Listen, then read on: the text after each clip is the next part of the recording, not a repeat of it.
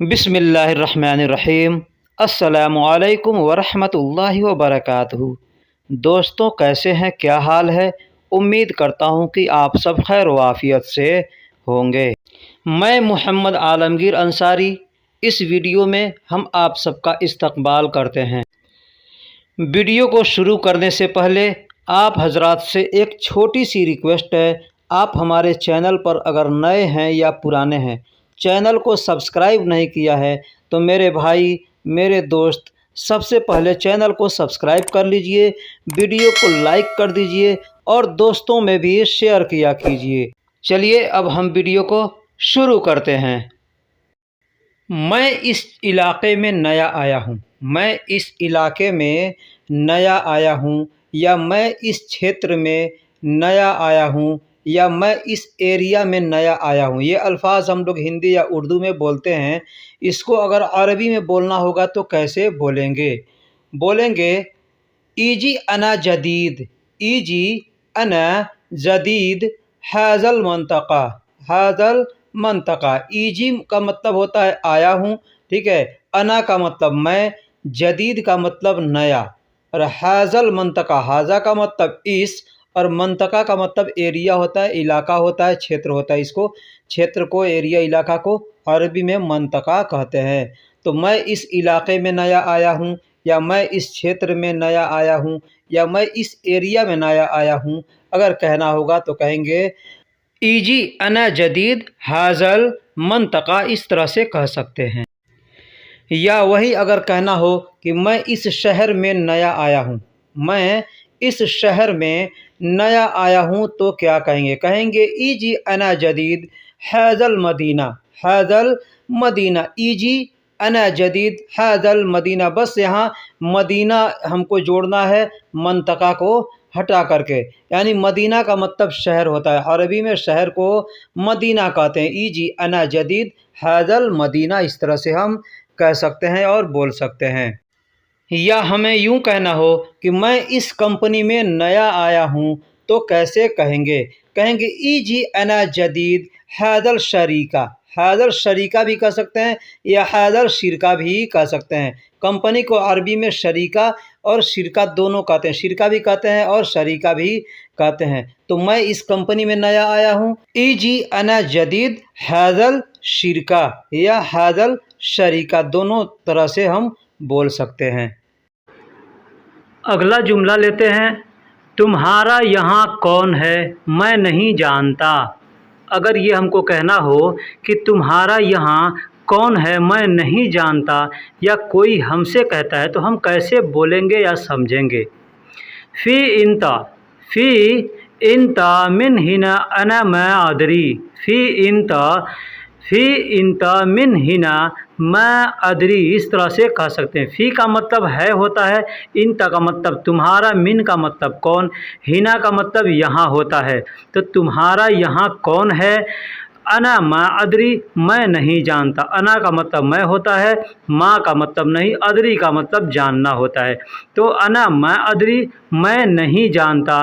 तुम्हारा यहाँ कौन है, मैं नहीं जानता कहना होगा तो कहेंगे फ़ी इंता मिन हिना अना मा अदरी, इस तरह से कह सकते हैं। अगला जुमला लेते हैं। उसे मेरे रूम की चाबी दे दो। अगर हमको किसी से कहना हो, या कोई हमसे कहता है कि उसे मेरे रूम की चाबी दे दो, या उसे मेरे कमरे की चाबी दे दो, तो अरबी में कैसे कहेगा? कहेगा अताहू, मतलब उसे दे दो। अताहू मतलब उसे दे दो। गुरफतुल मिफ्ताह, यानी कमरे की चाबी या रूम की चाबी। हग्गी, हग्गी मतलब मेरा होता है। हग्गी मतलब मेरा होता है। जो कुछ अपना होता है ना, उसको अरबी में हग्गी कहते हैं। हग्गी, अना भी कहते हैं और हग्गी भी कहते हैं। हग्गी में और अना में थोड़ा अंतर है। हग्गी का मतलब होता है, देखिए हक, उसको अगर लिखेंगे ना अरबी में तो हक, हा और बड़ा काफ में आता है हक।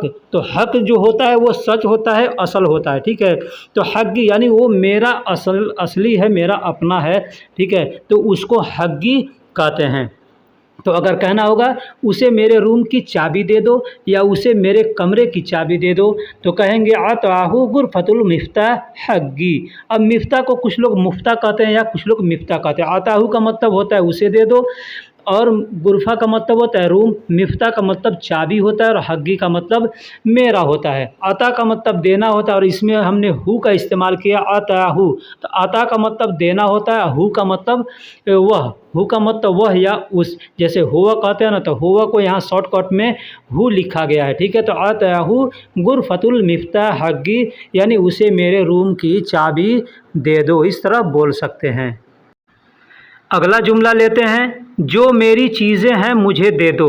जो मेरी चीज़ें हैं मुझे दे दो। हम किसी से कहते हैं कि जो मेरी चीज़ें हैं तुम्हारे पास वो मुझे दे दो, तो हमको अगर अरबी में कहना होगा तो कैसे कहेंगे?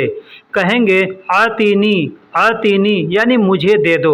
आती का मतलब दे दो, और जो लास्ट में नी है तो नी का मतलब होता है ई, लास्ट में या है या, तो या का मतलब होता है मेरा, ठीक है। तो या मुझे, तो आतीनी यानी मुझे दे दो। अब यहाँ अल्ली भी कहते हैं या इल्ली भी कहते हैं, इल्ली भी कहते हैं या अल्ली भी कहते हैं, इसका मतलब होता है जो, ठीक है। अशिया, अशिया का मतलब होता है चीज़ें, शय का मतलब चीज़ होता है, और अशिया जब कहेंगे तो वो जमा हो गया तो उसको चीज़ें यानी अशिया। हग्गी, हग्गी का मतलब मेरा होता है, हग्गी का मतलब मेरा। मैंने पीछे बताया कि जो अपना ख़ास चीज़ें होती है, ख़ास होता है, उसको हग्गी कहते हैं। तो कहेंगे आतिनी इल्ली अशिया हग्गी, या आतिनी अल्ली अशिया हग्गी, इस तरह से बोल सकते हैं कि जो मेरी चीज़ें हैं मुझे दे दो, इस तरह से बोल सकते हैं। अगला जुमला लेते हैं, यह तुम्हारा है तुम इसे ले लो। यह तुम्हारा है तुम इसे ले लो। जैसे कोई सामान हमारे पास है, चाहे वो अमानत के तौर पे है, चाहे जैसे भी है, अगर वो आदमी आता है जिसका है, हम उसको कहते हैं यह तुम्हारा है तुम इसे ले लो। या उसको नहीं मालूम है कि यह हमारा है, फिर भी हम उसको कहते हैं कि यह तुम्हारा है तुम इसे ले लो, चाहे किसी चीज़ का हिस्सा हो, चाहे कोई सामान हो, ठीक है। तो हमको अगर अरबी में कहना होगा तो कैसे कहेंगे? कहेंगे हाज़ा हग्गिक, हाज़ा हग्गिक मतलब यह तुम्हारा है। हाज़ा का मतलब यह हो गया, हग्गिक का मतलब तुम्हारा है, तुम्हारा, यह तुम्हारा है, ठीक है।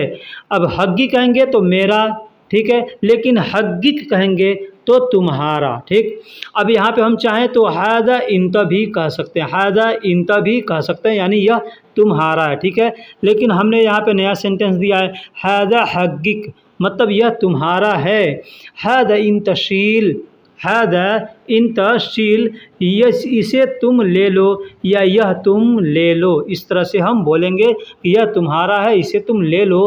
तो कहेंगे हाज़ा हग्गिक हाज़ा इंतशील, हाज़ा हग्गिक हाज़ा इंतशील, यानी यह तुम्हारा इसे तुम ले लो। अब देखिए हग्गी का मतलब होता है मेरा, इसमें जब लास्ट में क लगा दिया ना तो मतलब तो हो गया हग्गिक, तो जो क लास्ट में लगा है इसका मतलब होता है तुम्हारा, ठीक है। तो हाज़ा हग्गिक यानी यह तुम्हारा है, हाज़ा इंतशील इसे तुम ले लो। अब हग्गिक के जगह पे आप चाहें तो इंता का भी इस्तेमाल कर सकते हैं। अगला जुमला लेते हैं, जैसे यह जगह तुम्हारी है मुझे पता नहीं था। हम जाकर कहीं बैठ जाते हैं, चाहे कोई सीट हो, चाहे कोई जगह हो, हम जाके खड़े हो गए, या कोई किसी का जगह है वहाँ पे हमने कब्ज़ा कर लिया, वो आदमी आकर के हमको बोल रहा है कि ये जगह मेरी है, तुमने कब्ज़ा क्यों किया, या तुमने क्यों बैठा, या तुमने इसे क्यों लिया, ठीक है। तो हमसे आदमी कहेगा तो हम उसको जवाब कैसे देंगे? कैसे देंगे? कहेंगे ये जगह तुम्हारी है मुझे पता नहीं था। हम लोग हिंदी या उर्दू में इस तरह से बोल सकते हैं कि ये जगह तुम्हारी है मुझे पता नहीं था, यानी ये बीते हुए समय के बारे में बतलाया जा रहा है, ठीक है। यानी हम किसी चीज़ को कब्जा अगर किए हैं तो हमें पता नहीं था पहले से, तभी तो हमने कब्ज़ा किया है। तो हमको कहना होगा अरबी में तो कैसे कहेंगे? कहेंगे हाज़ल मकान, हाज़ल मकान मतलब यह जगह, हाज़ल मकान मतलब यह जगह, हग्गिक मतलब तुम्हारी है, तुम्हारी है। अना मा आरफ्ता, अना मा आरफ्ता, अना का मतलब मुझे, मा का मतलब नहीं, आरफ्ता यानी पता था, मुझे पता नहीं था या मुझे नहीं पता था, इस तरह से कह सकते हैं। तो कहेंगे हाज़ल मकान हक़्क़िक़ अना मा आरफ़्ता, यानी यह जगह तुम्हारी है, मुझे पता नहीं था। हाजा का मतलब यह या इस होता है, मकान का मतलब जगह होता है, जगह को अरबी में मकान कहते हैं। हक़्क़िक़, हक़्क़िक़ का मतलब तुम्हारा, तुम्हारा, ठीक है। और हक़्क़ी, सिर्फ हक़्क़ी कहेंगे तो मेरा, अब लास्ट में क लगा दिए तो हक़्क़िक़ हो गया, तो हक़्क़िक़ का मतलब तुम्हारा। अना का मतलब मैं, मुझे या मेरा। माँ का मतलब नहीं या ना। आरफ़, आरफ़ का मतलब पता होता है, आरफ़ का मतलब पता, लेकिन यहाँ पे हमने लास्ट में तो का इस्तेमाल किया है, तो आरफ़्त यानी पता नहीं था, पता नहीं था।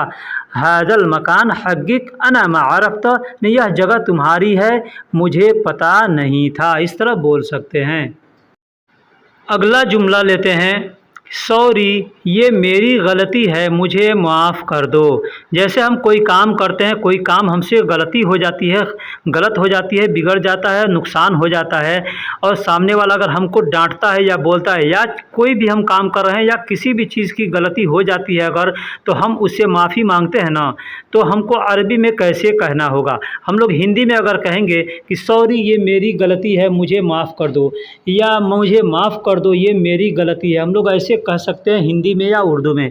अरबी में बोलना होगा तो हम कैसे बोलेंगे, कहेंगे मालिश, मालिश हाज़ा ख़ताई अना मालिश, मालिश हाज़ा ख़ताई अना मालिश, यानी ये मेरी गलती है, मुझे माफ़ कर दो। मालिश का मतलब होता है सॉरी, इंग्लिश में जैसे बोलते हैं ना सॉरी, तो वही सॉरी होता है, हम लोग हिंदी में कहते हैं माफ़ कर दो, तो माफ़ करना या माफ़ करो तो सॉरी कहते हैं, ठीक है। तो सॉरी को अरबी में कहते हैं मालिश। हाज़ा ख़ताई यानी ये मेरी गलती है, ख़ता का मतलब गलती होता है, और ख़ताई कहेंगे तो मेरी गलती, तो हाज़ा का मतलब यह, और ख़ताई यानी यह मेरी गलती है। अना मालिश यानी मुझे माफ़ कर दो, मुझे माफ़ कर दो। अना मालिश यानी मुझे माफ़ कर दो। इस तरह से हम बोल सकते हैं कि सॉरी ये मेरी गलती है, मुझे माफ़ कर दो। तो मालिश हाज़ा ख़ताई अना मालिश यानी सॉरी यह मेरी गलती है, मुझे माफ़ कर दो, इस तरह से बोल सकते हैं। दोस्तों वीडियो कैसी लगी आप हमको कमेंट बॉक्स में ज़रूर बताइएगा। वीडियो में अगर कोई गलती हुई होगी उसे हमको कमेंट बॉक्स में बताइएगा। अगर किसी टॉपिक पे आपको वीडियो बनवाना है उसके बारे में भी हमको बताइएगा, या कोई अल्फाज आपको समझ में नहीं आया तो आप हमें कमेंट बॉक्स में लिखिएगा कि ये चीज़ हमको समझ में नहीं आया, तो मैं इंशाअल्लाह उसको अगले वीडियो में फिर से बतलाऊँगा। या उस वीडियो को बार बार, 2 बार, 3 बार, 4 बार देखिएगा तो इंशाअल्लाह समझ में आएगा कि इस चीज़ को अरबी में क्या कहते हैं। फिर मिलेंगे अगले वीडियो में इंशाअल्लाह।